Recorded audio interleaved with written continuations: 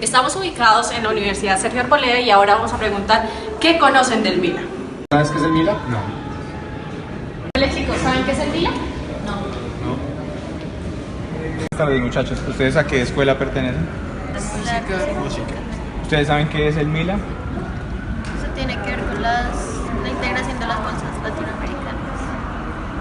Creo que es de México, Chile, Perú y Colombia. Es como una bolsa de valores. Tengo entendido, la verdad no sé. No tengo ni idea. ¿Ustedes de qué escuela son? ¿Ustedes saben qué es el Mila? No, la verdad no. ¿Tú sabes qué es el Mila? A la integración de las bolsas. ¿Es el Mila? No, no sé. ¿Sabes qué es el Mila? No, no sé. Muy buenas tardes. ¿Saben qué es el Mila? Ahora vamos a hablar del Mercado Integrado Latinoamericano, MILA.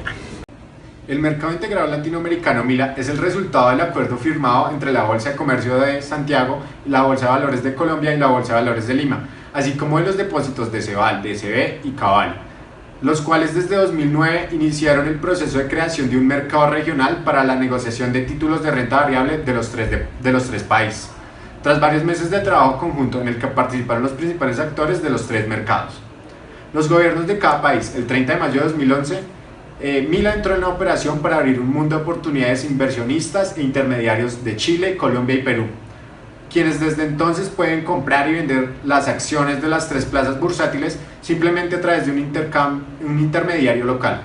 En junio de 2014, en el marco de una reunión de la Alianza del Pacífico, la Bolsa Mexicana de Valores e Indeval oficializaron su incorporación al MILA, realizando la primera transacción con este mercado el 2 de diciembre del 2014. Ya se van a cumplir 2 años en el que fue integrado México dentro del Mercado Integrado Latinoamericano MILA. ¿Y qué se encuentra en el Mila? En el Mila encuentra oportunidades de inversión en renta variable sobre más de 700 compañías en estos 4 países. Más de 600 intermediarios interconectados negociando valores de estas compañías bajo normas homologadas. Compensación y liquidación de operaciones fáciles, seguras, costos eficientes y sin duplicidad de procesos en cada país. Custodia de valores, se mantienen los mercados de origen con completa interconexión entre depósitos.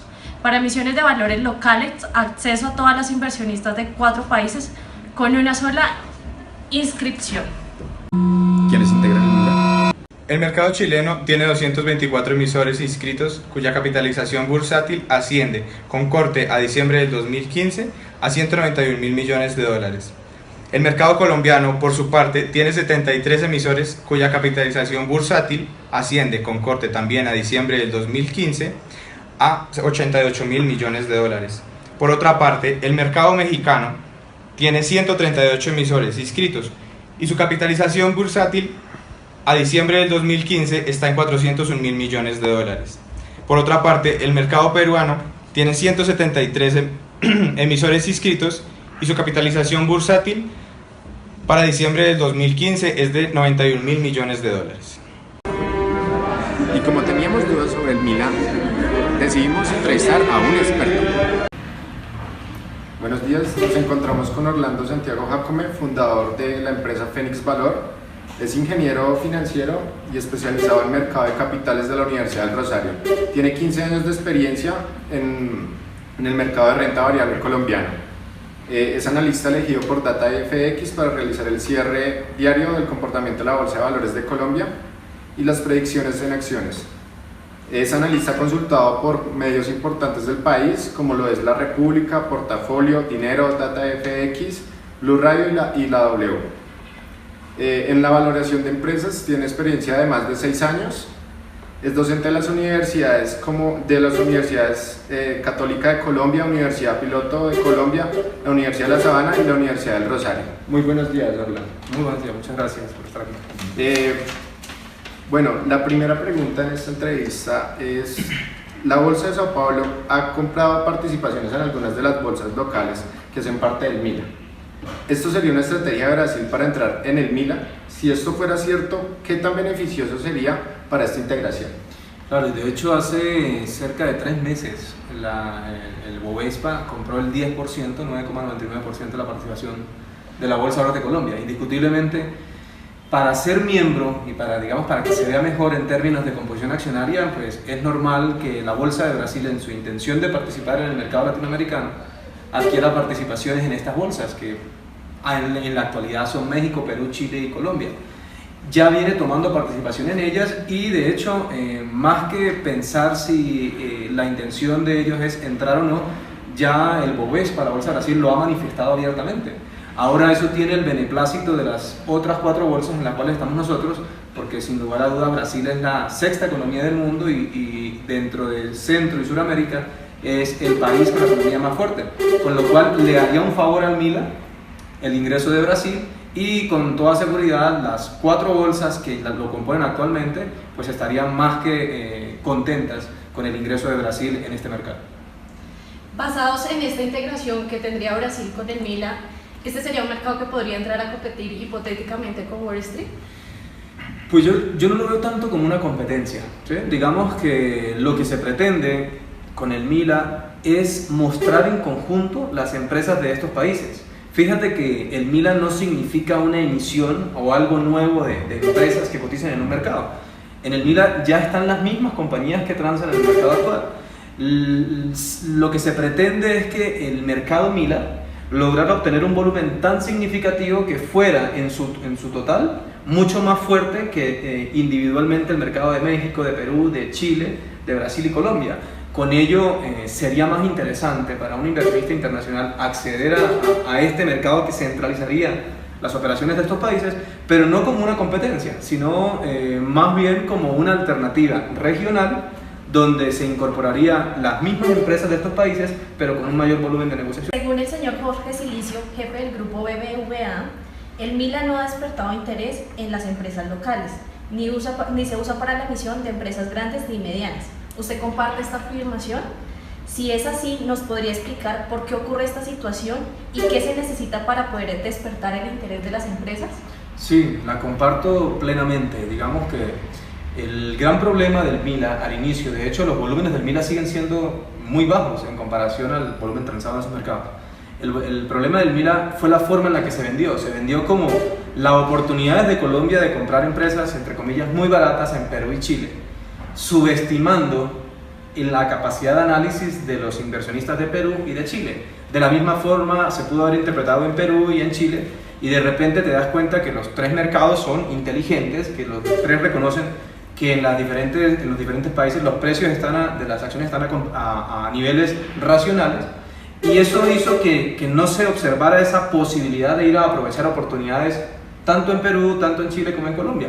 Creo que se enfocó mal en el inicio y por eso no ha sido exitoso el desarrollo de las negociaciones. Por supuesto que desde este mercado, como lo que se hace es sencillamente realizar una transacción aquí para comprar allá, no da la oportunidad de emisión de valores, que sería algo muy importante porque las empresas buscarían un mercado como el MILA para buscar financiamiento a partir de emisión de acciones. Eso no ha ocurrido, comparto plenamente esto, y quizá para mejorar o para que este mercado sea más interesante, la integración de Brasil ayudaría mucho, pero creando un mercado puntual como tal, desde donde se canalicen todas las transacciones. Algo relacionado con la otra de las preguntas que se han hecho en esta entrevista, de intentar buscar un mercado regional que no compita contra Wall Street, sino que se convierta en una alternativa de inversión regional que compone, pensaría que sin lugar a dudas, las economías más sólidas de la región Centro y Sudamérica, como son México, Brasil, Colombia, Perú y Chile. Creo que es la forma en la que se debería enfocar y muy posiblemente ahí tomaría auge este mercado. Bueno, ¿cuáles son los beneficios y perjuicios que trae el MILA al mercado colombiano? Bueno, perjuicios ninguno, ¿sí? Realmente cuando tú tienes más alternativas para hacer lo que sea en la vida, pues sencillamente eso no te resta. Beneficios podría eventualmente tener mucho en la medida que este mercado se enfoque de una manera más apropiada.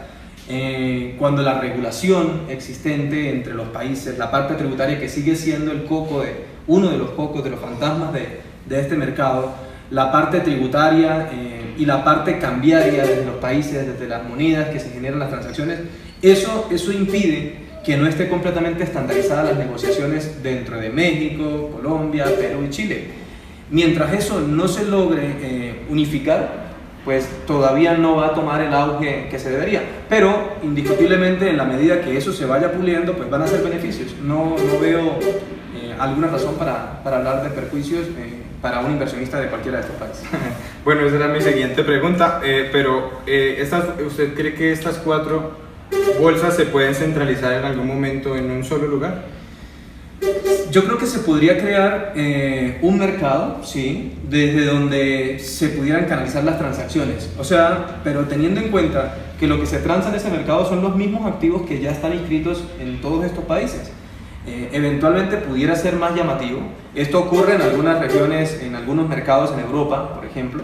En Estados Unidos, pues todos sabemos que allá se transa todo el mundo, se negocia en Estados Unidos.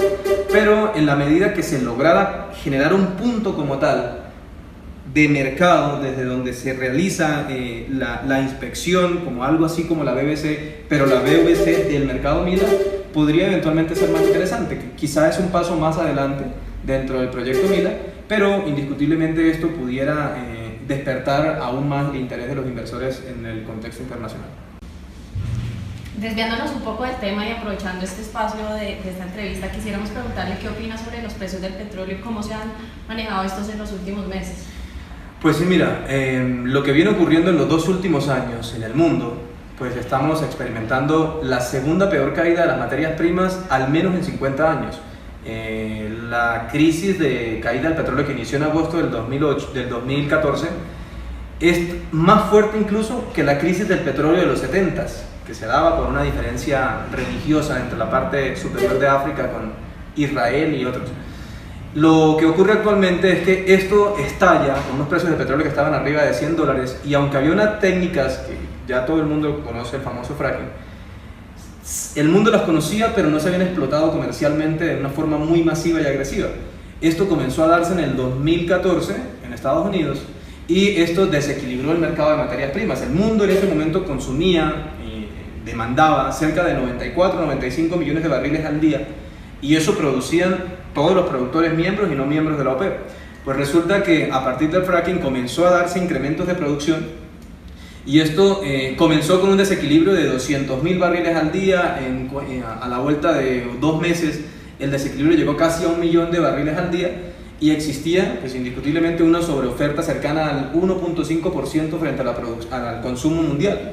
Y esto pues aceleró una precipitación en los precios del petróleo que a nuestro modo de ver fue sobredimensionada, porque económicamente, cuando tú hallas la pendiente económicamente de la sensibilidad de una variable con respecto a otra, no vas a poder justificar nunca que por una sobreoferta de un 1% el precio de un activo se te caiga a 80%. Entonces, ¿qué fue lo que ocurrió? Que cuando comenzó a caer en el mundo, tú sabes que cuando se transan materias primas tú puedes negociar delivery, o sea, con el activo y sin el activo. Y comenzó a ocurrir que las posiciones que no eran con activos comenzaron a superar las posiciones que eran reales, o sea, comenzó a darse un incremento de las operaciones especulativas. Entonces empezó JP Morgan, Morgan Stanley, muchos fondos en el mundo a tomar posiciones en corto, y eso acentuó que, si bien ya había una sobreoferta, pues las posiciones en corto aceleraron la caída en los precios del petróleo, al punto pues que el año pasado comenzaron a morir financieramente muchas compañías en el mundo. Muchos países estamos atravesando problemas con la caída de los precios del petróleo. La reforma tributaria no es gratis, eso viene de ahí.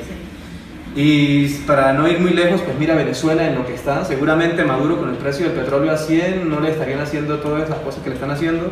No porque sea un buen presidente, yo creo que nadie en el mundo puede pensar eso, ni los familiares de él. Pero sí que no estaría tan comprometida las finanzas de Venezuela. Entonces, bajo ese escenario, lo que ha ocurrido es la conjugación de una sobreoferta que se está intentando equilibrar. Ahora el 30 de noviembre, reunión de la OPEP, donde ya no miembros de la OPEP están dispuestos a recortar producción para equilibrar el mercado de materias primas. Ya el petróleo no está a $26 como llegó a estar eventualmente en febrero de este 2016. Estamos negociándolo sobre 45 arriba. Y digamos que un recorte en la producción real equilibraría el mercado de materias primas y eventualmente podría existir recuperaciones adicionales. De hecho, la OPEP ha manifestado que ellos esperan un petróleo sobre $80 para el 2020. Entonces, si tú haces un gradiente de crecimiento, pues eso diría que en el 2017 eventualmente tendríamos que estar viendo ya niveles de $60 por barril y una recuperación paulatina en los precios. Pero indiscutiblemente creemos que lo peor de la caída en los precios del petróleo ya pasó, porque buena parte de esos niveles bajos eran posiciones especulativas. El mercado llegó a estar cerca de 80% de especulación y 20% mercados reales. O sea, eso es un absurdo. Y de hecho era una antiburbuja, porque era una caída del precio que no era fundamentada o explicada realmente por la negociación de materias primas, con lo cual creemos que el mercado ya se está equilibrando, lo peor de la situación ya pudo haber pasado y eventualmente podría haber una recuperación, no tan acelerada como la caída, pero sí una recuperación en los próximos años que nos lleven a los $80 sobre el 2020. Bueno, como hemos visto, el mundo está teniendo una inestabilidad política. Ya lo vemos con las decisiones de la candidatura de Donald Trump, con el no por parte de los colombianos hacia el acuerdo de paz, y específicamente me gustaría saber su opinión sobre cómo afecta el Brexit al mercado del Milan. Ok. ¿En el plebiscito ustedes votaron? Claro que sí. Claro. ¿Sí? Y pueden dar su voto abiertamente. ¿Tú por qué votaste? Por el sí. Ok, ¿y tú? No, yo por el no. Tiene cara de no, hombre. Se parece a Uribe. ¿Y esto qué es el video? ¿Y tú? Por el sí. Ok, yo también voté por el sí. ¿Qué ocurre? Que... bueno, la camarógrafa también. ¿Qué ocurre? Que se han dado este año unos eventos particulares y tal parece que la moda ahora es decir un montón de cosas irrealizables para lograr un objetivo electoral. Evidentemente el Brexit fue lo primero que marcó una pauta donde la gente no esperaba ese resultado, ¿no? Que se aprobara la salida del Reino Unido de la zona euro. Que al día siguiente pues todo el mundo como que se dio cuenta, se despertó del error, comillas, que habían cometido. Y por suerte en el Reino Unido la legislación podría eventualmente permitir que se revoque esa decisión a través de decisiones netamente de cámaras, de Senado y todo esto, y se pudiera dar la vuelta a esa situación. Luego viene lo del plebiscito, que evidentemente las encuestas no marcaban eso. Más allá, esto es respetuosamente, ¿no? Desde la gente que votó por no, por supuesto. Cualquiera puede decir que no era justo ese acuerdo, pero también hubo muchas cosas que no eran ciertas. Entonces va y se da otra sorpresa, y el mundo como que no aprendió, y el martes, hace ya cerca de semana y media, cuando eran las elecciones de Estados Unidos, aunque las encuestas mostraban casi un empate técnico en Estados Unidos, realmente nadie se atrevía a decir que iba a ganar el señor Trump. De hecho, los mercados no le daban la más mínima oportunidad que ganara Trump. Y pues, como para rematar el año, pues gana el señor Trump y se reafirma esa hipótesis de que, yo puedo decirlo de esa manera, de que mentir vale la pena en motivos electorales. Las promesas de Trump realmente en términos económicos son irrealizables. O sea, piensa un momento en un país como Estados Unidos, que si bien ellos se guardan el privilegio de ser la economía número uno, que podría serlo en algunas cosas y también es muy refutable llegar a decir que lo son, pero el mundo los asimila a ellos como la tasa libre de riesgo, entonces se les va a respetar esa situación. Pero piensa en que el señor Trump, una de sus promesas es bajar impuestos, llamar a todo el mundo a que invierta allá, pero con unas situaciones o unas decisiones que claramente tienen mucho de xenófobas. Y en ese sentido, ya Europa ha manifestado abiertamente que bajo una relación de este estilo, aunque se trate de Estados Unidos, ellos se lo van a pensar dos veces antes de continuar con algunos acuerdos comerciales.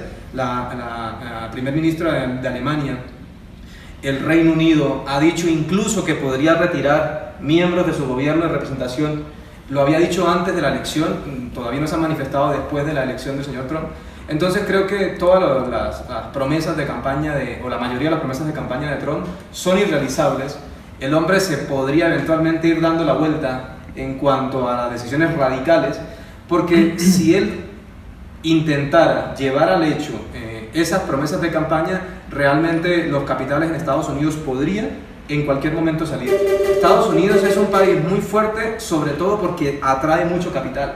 Piensa un momento que toda la parte del Golfo, los judíos, decidieran retirar el capital de Estados Unidos. Se dice que ellos son los mayores inversores de Estados Unidos.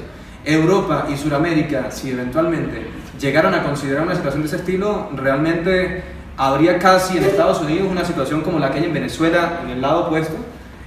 Los mercados al interior de Estados Unidos se darían cuenta del gran error que se están tomando a partir de unas decisiones que parecen más de fanatismo del señor Trump, y la mejor representación es lo que está anunciando California, el estado de California.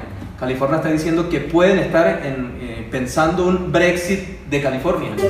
Y California, para que te hagas una idea, tiene a grandes empresas, entre ellas a Apple. California puede tener N veces el PIB de Colombia. Entonces, esta situación de Trump, creo que él va a ir moderando sus comentarios, y si eventualmente llegara a mantener ese tono agresivo, creo que posiblemente no terminaría su mandato. Algo muy delicado podría pasar en Estados Unidos. Y pues la idea, solamente piensa en una idea de construir un muro en una frontera como esa, ¿no? Aunque el hombre dice que tiene mucha plata, realmente los millonarios del mundo como Warren Buffett dicen que eso no es tan cierto. Y la forma en la que ha hecho dinero, que es muy cuestionable, que ni siquiera presentó su declaración de impuestos y se muestra como el gran ejemplo, construir ese muro costaría un montón de dinero, y eso no es como el puente que salió en videos ahorita de Japón, que se cayó por allá en la calle y la construyen. Eso no tardaría una semana. Entonces creo que Estados Unidos no generaría un presupuesto, porque Trump también en medio de su locura dice que construye el muro para que lo pague México. Son ideas absurdas.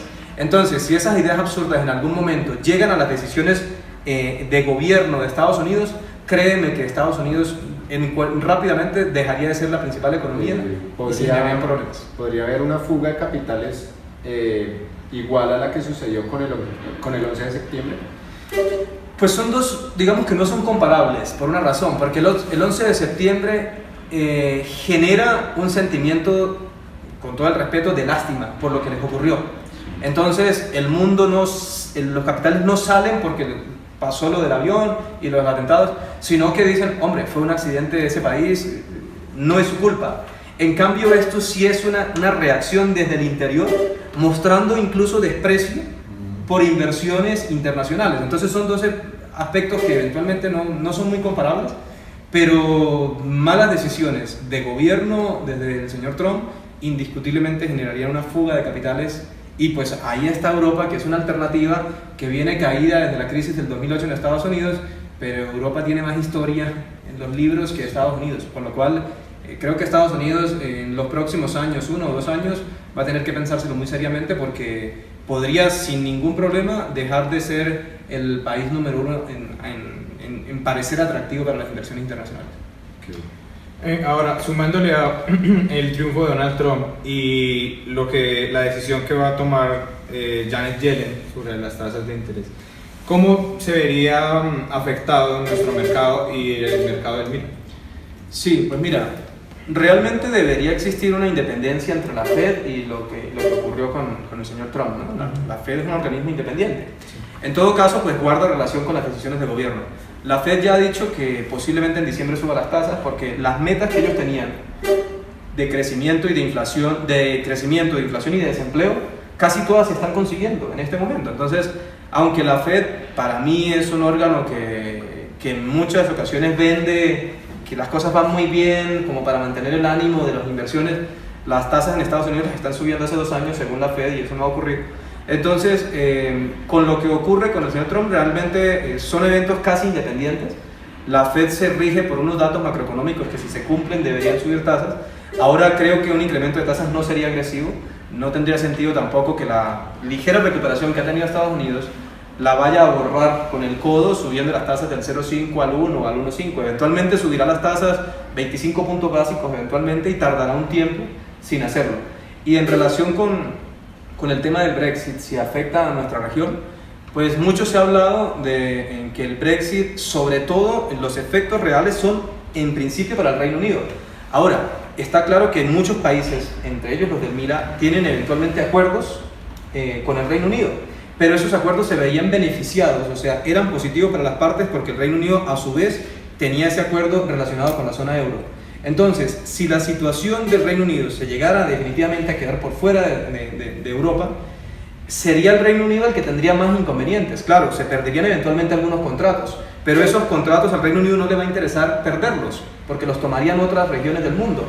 Incluso el Reino Unido debería mejorar las condiciones para mantener relaciones con Colombia, con Chile, con México, con Brasil, en fin.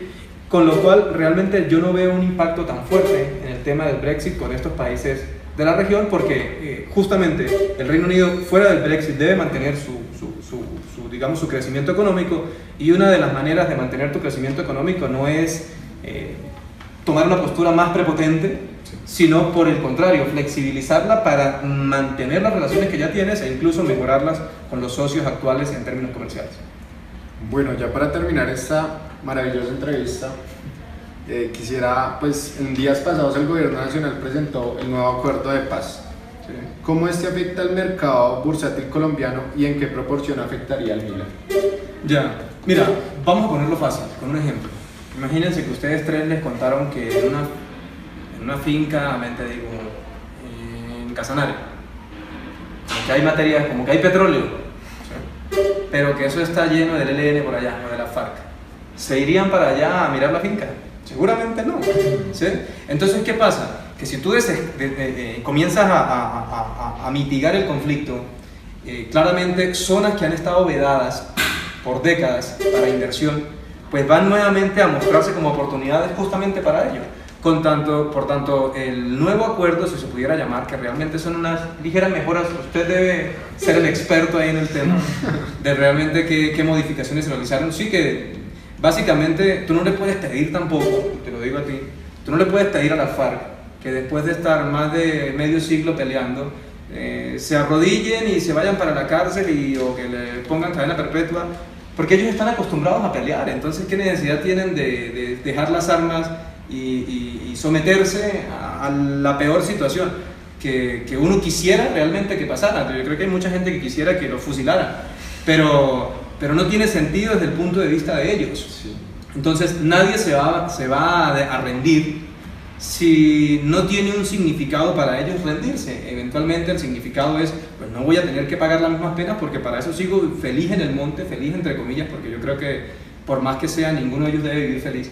Y en ese sentido, ese nuevo acuerdo, que muestra algunas mejoras ahí, marginales, pues casi que me parece es una formalidad como para invitar a algunos de los que están en el no a que también se sumen y a comprender entre todos que más allá que uno quisiera el acuerdo perfecto donde los más de 6.000 guerrilleros, incluidos sus cabecillas, todos una cárcel y que pagaran por todo, pues eso no, en términos prácticos, no ha ocurrido nunca en la historia, por tanto no podemos pensar que acá va a ocurrir. Y por el contrario, pues hay que entender esa frase que utiliza el señor Santos, es muy cierta, de que tenemos que tragarnos algunos sapos, algunos quisiéramos como más rigidez en los castigos, pero eventualmente para poder terminar un conflicto de ese estilo, pues tienes que ceder, por algo se llama una negociación. Y en ese sentido, indiscutiblemente, el mercado ya está descontando que ese nuevo acuerdo va a pasar, con lo cual es un fundamental ahora positivo, porque por supuesto que el 2 de octubre, cuando se dieron los resultados del plebiscito, pues fue otro golpe, justamente en un mercado que venía mostrando recuperación, al menos el mercado de renta fija y el mercado de acciones en Colombia, incluso el dólar. Recuerda que el dólar estaba por debajo de 2.900 pesos para esos días y vámonos arriba otra vez de los 3.000, sumado a lo de Trump. Entonces, creo que indiscutiblemente el mercado y la economía y el país va a estar dispuesto, más allá que por supuesto muchos no lo estarán, pero la mayoría debería estar dispuesta a darle el sí a ese nuevo acuerdo con la FARC, y claramente eso en términos de inversión pues va a significar que algunos que no han entrado a Colombia por ese tipo de problemas, pues ya ahora consideren que los problemas son otros que ya han existido, pero que son menos, con lo cual indiscutiblemente es un fundamental favorable para la economía. Listo, muchísimas gracias por esta entrevista, Santiago. Con todo gusto, y aquí cuando quieran, Muchas gracias. bienvenidos. Muchísimas Y un gracias. saludo de raza.